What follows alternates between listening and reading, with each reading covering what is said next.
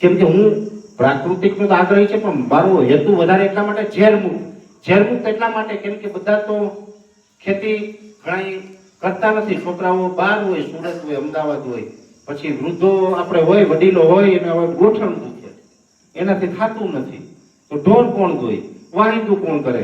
એટલે ઈ ન કરે તો ન થાય. એટલે તો પણ આપણે નહીં વાપરવું તો કેવી રીતે કરી શકાય? પહેલું વિકલ્પ ઈ કે છાણિયું ખાતર પશુપાલન હોય, ગળતિયું છાણિયું ખાતર જે એકદમ કમ્પોસ્ટ થયેલું સડેલું છાણિયું ખાતર તમે આ જમીનને આપો ને, આ પૃથ્વી અને આખા ત્રિલોકની અંદર છાણિયા ખાતરથી સારું ખાતર બીજું કોઈ નથી. બરાબર બાપુ? છાણિયા ખાતરથી, અને એમાંય પણ જો ગાયનું છાણિયું ખાતર હોય તો ઈ અમૃત છે, અમૃત. ઈ તમારી જમીનમાં કાંઈ ઘટે નહીં. ઈ કરો તો બધાથી સારું. માની લ્યો કે તમારી પાસે પશુપાલન જ નથી, તમે નથી કરતા, તમારે કોઈ અગવડ છે, થાય એમ જ નથી, તો બીજો વિકલ્પ હું તમને ઈ આપો કે દુનિયામાં કોઈ ખાતર ન નાખતા ખાલી વાવી આવજો, લણી આવજો. ડીએપી ન નાખતા. શું કામ? તમને એમ થાય ખાલી વાવી દઈએ, લણી આવીએ, એમાં કઈ નાખીએ તો ઉત્પાદન આવશે. ડીએપી ને યુરિયા નાખો ને એના કરતા તો ન નાખો તો સારું. એનું તમને કારણ કહું. આ આપણી સરકારી જગ્યાઓ ઘણી બધી છે ને, દરેક ગામની અંદર વડલો હોય, દરેક ગામની અંદર બાવળ હોય, લીમડો હોય કડવો, ઓલા બોર હોય, આપણે ચણિયા બોર થાય ને જીણા, બોયડી હોય. આ સરકારી જગ્યામાં બોયડી ઊભી, લીમડા ઊભા, ચૈતર મહિને એમાં ફાલ આવે લીમડામાં. ઉનાળો આવે, શિવરાત્રીએ તો બોર ખાધા જેવા થઈ જાય ચણિયા. એનો સમય આવે એટલે એમાં બોર આવે કે નથી આવતા? હવે જે ગૌચરની અંદર સરિયાણમાં જે સરકારી જગ્યામાં બોયડીને લીમડો ઊભા, એમાં ફાલ આવ્યો. ઈ ફાલ આવ્યો, એમાં તમે કોઈ ડીએપી નાખવા ગયા? તમે કોઈ તમારા ગામની સરકારી જમીનમાં યુરિયા નાખવા ગયા? તમે કોઈ તમારી સરકારી જમીનમાં કોઈ દવા છાંટવા ગયા? કે આમાં ભાઈ ઈયળ આવી દવા છાંટી દો, ગયા તમે કોઈ? તો એ સરકારી જગ્યામાં તમે બોયડીમાં કે લીમડામાં કોઈ જાતની દવા કે ખાતર નાખ્યું નથી, છતાં પણ એમાં ફાલ લાગી ગયો, તો તમારા ખેતરમાં માંડવીમાં કપાસમાં કેમ ન લાગે? મૂળ તકલીફ ક્યાં છે? ફાલ તમારામાં તો લાગી જાય, પણ મોટી મોટી કંપનીઓની બેંક ખાતામાં નથી લાગતો. આ તમે ન વાપરો ને તો આગળની વાસ્તવિકતા. તમને બધાને એવું ભણાવી દીધું કંપની વાળા કે આ નહીં વાપરો તો ઉત્પાદન જ નહીં આવે.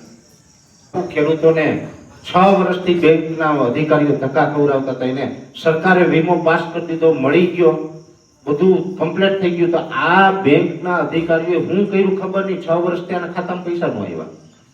મને ખેડૂતો બહુ કીધું, હું મેનેજરને મળ્યો, મને દુઃખ થયું કે અમારા ગુજરાતની અંદર હજારો છોકરા ભણે છે, બધા પાસે ડિગ્રી છે, નોકરી નથી આપતા, અને કોઈક નેપાળી ચાઇનીઝ માણસ જેવો ત્યાં મેનેજર તરીકે બેઠેલો. એ હિન્દી ભાષા આપણો ગુજરાતનો ખેડૂત, ગામડાનો અભણ ખેડૂત હિન્દી ઈ બોલે, ઈ ઓલો ન સમજે, ઓલો બોલે યા ન સમજે. હવે આ બેંકમાં આપણે ખેડૂત જાય એટલે આવું થાય. આપણે હિન્દી બોલીએ એટલે આપણા ખેડૂતને બિચારાને હિન્દી બોલતા ન આવડે, એટલે ખેડૂત બોલે એ મેનેજર નો સમજે, મેનેજર બોલે એ ખેડૂત નો સમજે.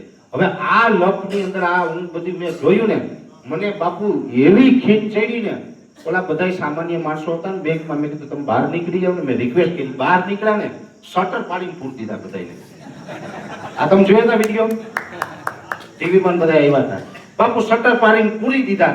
મને ખબર હતી બહુ તો બહુ શું કરશે, અંદર બેઠા બેઠા પોલીસ બોલાવશે. અમે 200-300 ખેડૂત બેંકની બહાર બેઠા શટર પાડીને, પોલીસ બોલાવી, પોલીસ આવી. તમે બધાને એવું સાંભળ્યું હશે કે તમે તોફાન કરો ને તો પોલીસ તમને પૂરી દે. કોઈ દી કોઈ પોલીસ ને પૂરી દે?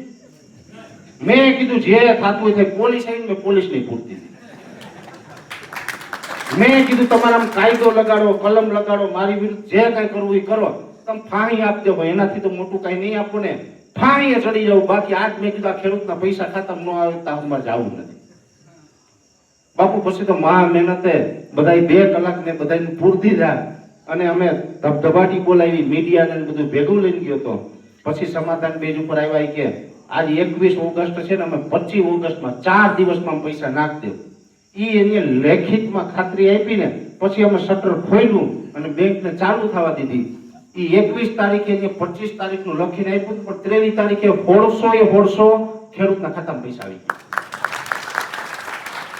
કાં તો કાંઈ નહીં નાખો અને ઉત્પાદન લ્યો. એક વિકલ્પ આ પણ છે. છતાં પણ ઘણા બધા ખેડૂતો એમ કહેતા હોય કે નહીં પરેશભાઈ હાલો ડીએપી નથી નાખવું, અમારાથી પશુપાલન થાય એમ નથી, જીવામૃત કે આ તે કે અમે બનાવી શકીએ એમ નથી. જીવામૃતના મેં ઘણા બધા વિડીયો મૂક્યા, મેં આપણે કીધું તો ટૂંકો ટાઈમ છે એટલે મારે તમને બધી ટૂંકમાં વાત કરવાની છે. બાકી જીવામૃત ને ઘર જીવામૃત ને બધું બનાવતા શીખવાડીએ તો 10 દી રોકાવવું પડે. પણ ઘણા ખેડૂત ભાઈઓ એમ કે ભાઈ નહીં પરેશભાઈ અમને બીજો કોઈ વિકલ્પ બતાવો. ત્યારે ઘણી વખત અમે તો કંપનીના નામ લઈને ઘણી વખત વિડીયોમાં માહિતી આપતા હોય કે આ કંપનીનું આ ખાતર સારું આવે, દવા સારી આવે, ઓર્ગેનિક હોય તો આપવાની. એની અંદર અમે સંપૂર્ણપણે તપાસ કરીએ કે 100% એમાં કોઈ કેમિકલ નથી, પ્લસ એને 200 રૂપિયાની વસ્તુ બનાવીને 1200 ખેડૂત પાસે લૂંટતા નથી ને, આની તપાસ થાય. ઘણા મિત્રોને ખબર ન હોય તો શું થાય, એ કે પરેશભાઈ તો વિડીયો મૂકીને એને કે કંપની વાળા પૈસા આપતા છે. થાય ન થાય એવું? મારો ચાર્જ શું છે ખબર બાપુ? અમે અત્યાર સુધીમાં અનેક દવા કે ખાતર કે બિયારણના વિડીયો મૂક્યા ને, આજ દિવસ સુધી કોઈ કંપની પાસેથી 1 રૂપિયો પણ વિડીયોમાં જાહેરાત મૂકવાનો લીધો હોય તો એ પરેશ ગોસ્વામીને ગાયની માટી સમાન. આનાથી વિશેષ હું બીજું શું કહી શકું? ધાર્મિક માણસ છે, સાધુનો દીકરો છે, ખેડૂતનો દીકરો છે, હારે હારે સાધુ છે એમાં તો કઈ નાની કહેવાય કા ભાઈ?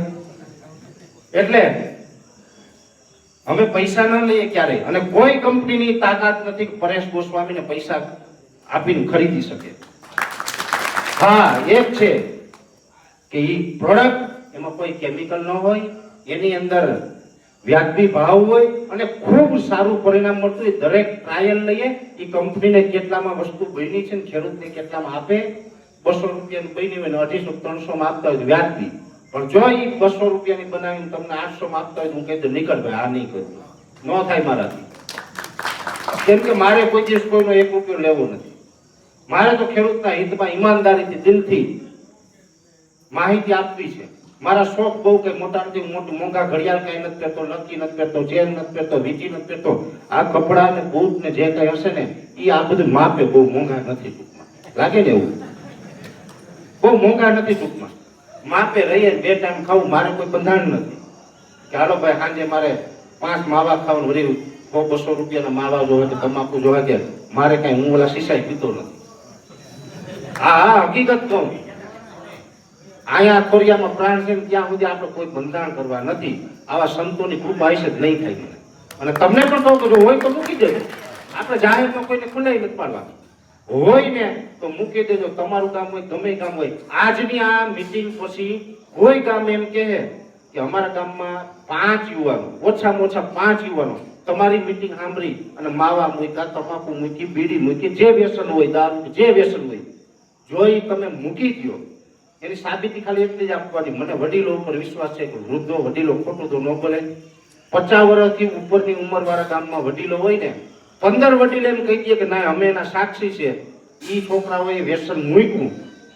આવું વડીલો ગામના જવાબદારી લઈ લે એટલે ઈ જે ઓછામાં ઓછા 5 મૂકે કે 10 મૂકે ને, ઈ યુવાનોનું આપણે એવું સન્માન કરશું ને, ગુજરાતનું તમામ મીડિયા બોલાવી દે અને મીડિયામાં એનું પ્રસારણ થાય તમારા ગામમાંથી, અને એનો જે વ્યસન મુક્તિનો જે આખો મેસેજ છે ને આખા ગુજરાતમાં ફેલાવી દઈએ. તૈયાર થાવ યુવાન. આપણે તો સારું કરવું છે, કઈ સારું થાય એટલું કરવું છે આપણે. એવું ને ખેતી આપણે બંધારણ મૂકીએ તો સારી જ વાત છે બાપુ, બરાબર ને? મારો કોઈ ખર્ચા નથી એટલે મારે મેં કીધું 2 ટાણા ખાવું ને કપડા ને બૂટ ને, હવે એટલું તો આપણે ખેડૂતના દીકરાને ગમે ત્યાં કમાઈ લઈએ. એના માટે કઈ કોઈ કંપની પાસે લાભ વાત કરવાની જરૂર નથી. અને જેથી ઈમાનદારીથી આપણે ન ભરાય ને, તો પરેશ ગોસ્વામીની અંદર ઈ જનૂન છે. આ છરી મારીને જો ભરાય નહીં તો આને ફોડી નાખે. બાકી કોઈ દિવસ ખેડૂતના નામે બેઈમાની કરવાવાળા અમે માણસ નથી. જે વર્ષે ને ઈમાનદારીથી કહીએ. અમે ઘણી વખત ઘણી બધી કંપનીનું કહેતા હોય તો આ કહેવાનું કારણ ઈ, હું જે છે એ તમારા સમક્ષ હું સત્ય બોલવા માંગુ કે અમે જે કઈ ભલામણ કરતા હોય ને એ ખરેખર તમારા હિતમાં હોય ને તો જ કરતા હોય. ઘણી વખત તમે અમુક એગ્રોમાં જશો, હવે મેં ભલામણ કરી હોય એ મેં કીધું એમ કે 200 રૂપિયાની વસ્તુ બની હોય તમને ઓલો 250 વધીને આપતો હોય, એટલે એમાં 200 ના 800 ન ખાતા હોય અને અમુક એગ્રો વાળાને 200 ના 800 કરવા હોય. એટલે હું જે કહું એ પછી રાખે નહીં કે નહીં તમે લેવા જાવ એટલે તમને શું કહે એ કે પરેશ ગોસ્વામીને તો લાખો રૂપિયા આપ્યા હોય કે વિડીયો ભલામણ કરતી હતી ન સટાય. આ સાટું આ ખાતર નાખો. હું કામ એને 200 ને 800 કરવા હોય. પણ તમને કોઈ એમ કે પરેશભાઈને આમાં રૂપિયા મળ્યા હોય એટલે આ ભલામણ કરી હોય ત્યારે જવાબદારી લઈ લો, એમાં તમને પાછા નહીં પડવા. એને કહેજો કે પરેશ ગોસ્વામી અમારો વિડીયો બનાવી દીધો કે અમારા ગામમાં કઈ ગયો છે, 1 રૂપિયો પણ કોઈ કંપની પાસેથી જાહેરાત તો લેવો ગાયની માટી સમાજ.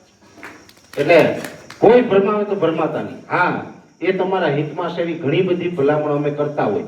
એટલે મને અંદરથી એવું હતું ઘણા સમયથી કે પશુપાલન ઘણા બધા ઘરોમાં એવું છે કે થઈ શકતું નથી.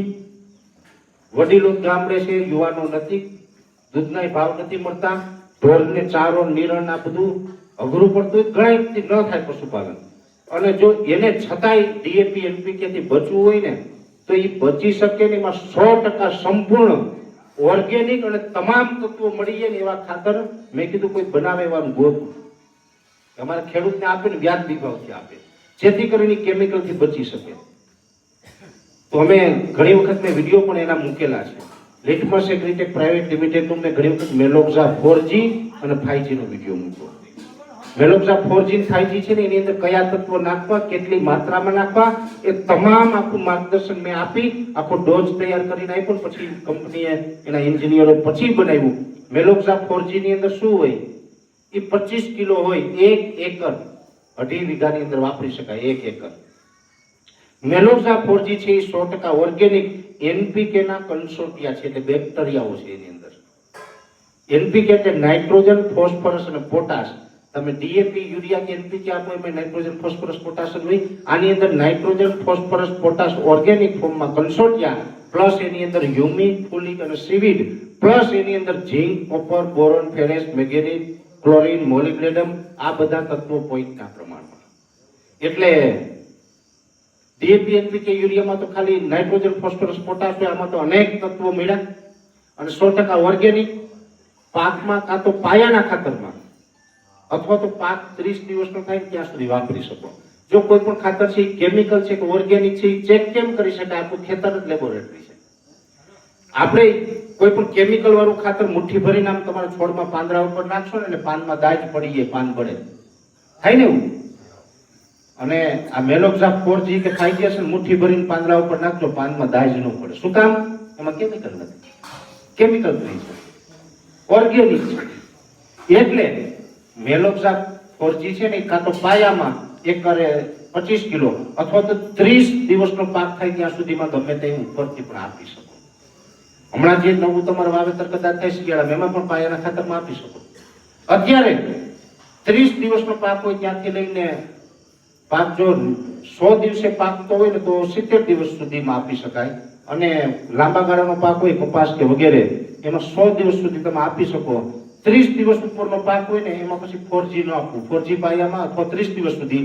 30 દિવસ ઉપરનો પાક થાય એ પછી મેલોક્ઝા 5G. મેલોક્ઝા 5G શું હોય?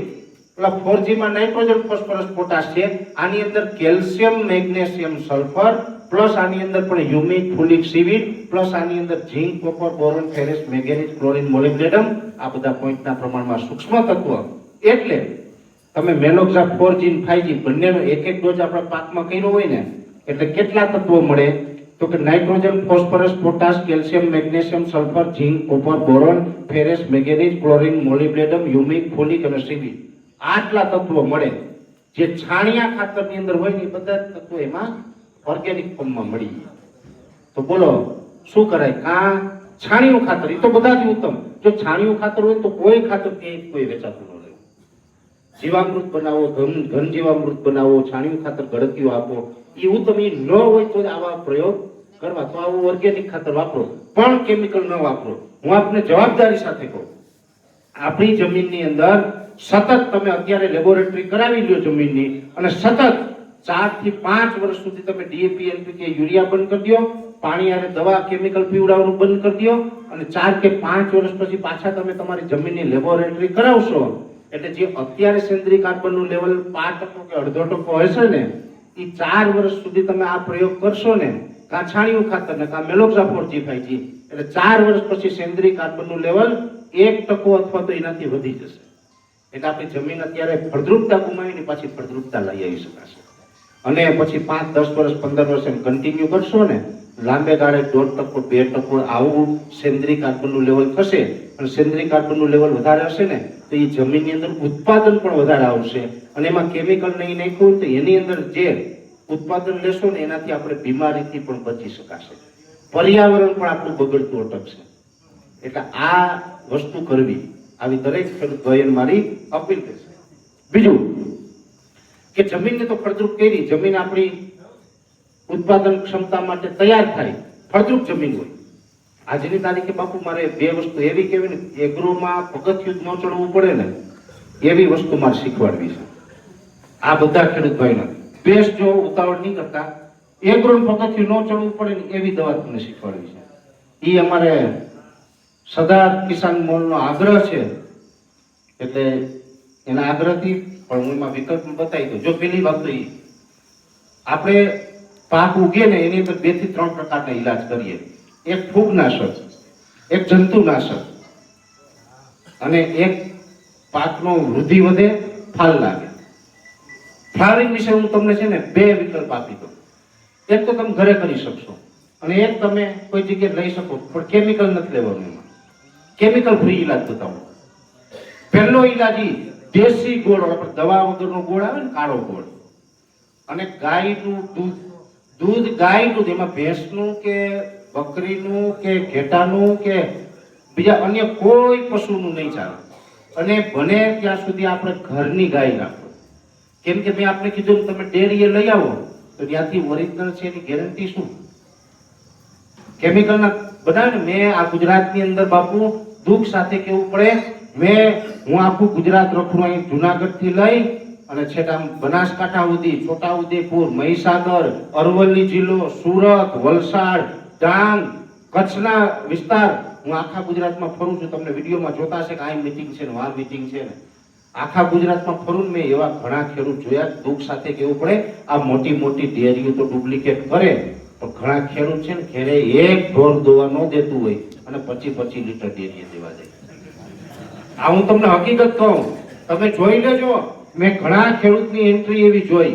આમ જોઈએ ને 25 લીટર, આજે 25 લીટર જાય, 3 મહિના પછી 25 લીટર, 6 મહિના પછી 25 લીટર, 9 મહિના પછી 25 લીટર, વરદી પછી 25 લીટર.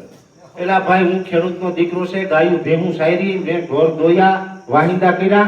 મને ખબર છે કે ભેં આજ વ્યાણી હોય, અટાણે તાજી વ્યાણી હોય, દૂધ હોય 4 મહિના પછી ઘટે, 6 મહિના પછી ઘટે, અને ભેં વહકી જાય તો ઘરનું ખાવાય આપણે બહારથી લેવું પડે. આ તો ખેડૂતના દીકરા તરીકે આપણે ખબર પડે ને. તો તમારે આખું વર્ષ 365 થી 25 લીટર દઈ આવો તો એ કઈ ભેં છે તમારી પાસે? આ નવી વાસ્તવિકતા છે. ઘેરે બનાવીને દઈ આવે ડેરીઓમાં. એટલે આવા વસ્તુથી ચેતી જાજો. આવા કેમિકલ વાળા પછી કોક તમે ડેરી ગાયનું દૂધ આપ્યું મારે સાચવું ખેતરમાં, એ કેમિકલ હોય, અમુક ઉલટું થાય, તમારું ઊંધું પડશે. એના કરતા ગાય આપણે સ્વયં રાખીએ.